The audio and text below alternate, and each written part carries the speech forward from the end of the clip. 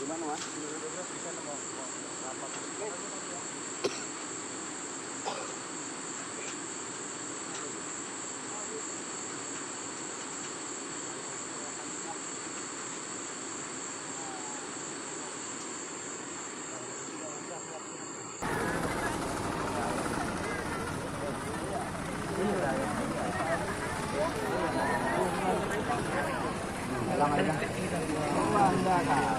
Tidak boleh ketik, tidak di.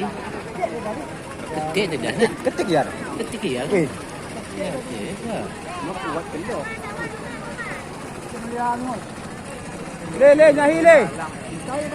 Le motoran. Ketik benar. Nyahi motor le.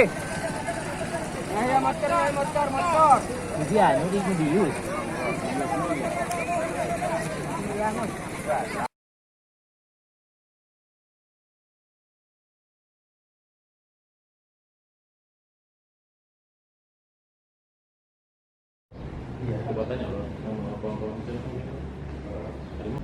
Kita juga saat ini sedang mengupayakan bagaimana alternatif mata lalu pasca kejadian, karena kita juga mendapatkan keterangan dari warga yang terluka bahwasanya dia sempat mempertahankan diri secara spontan gitu ya, sehingga menyebabkan harimau itu terluka. Nah, menindaklanjuti itu tim melakukan upaya penyelamatan lah terhadap AS-nya, kemudian memasang beberapa kandang jebak untuk kita lakukan observasi kesehatan terhadap AS tersebut, dan alhamdulillah pada hari Minggu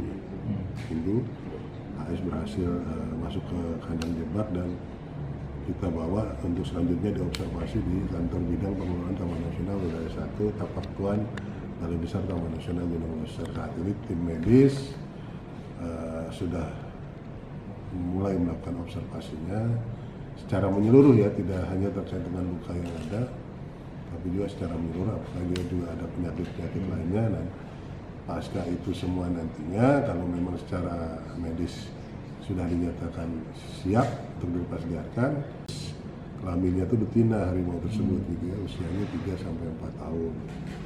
Jadi ada beberapa lukanya seperti luka sayat gitu ya. Ada 4 luka yang cukup parah, yaitu di punggung, rahang, pipi, dan kepala.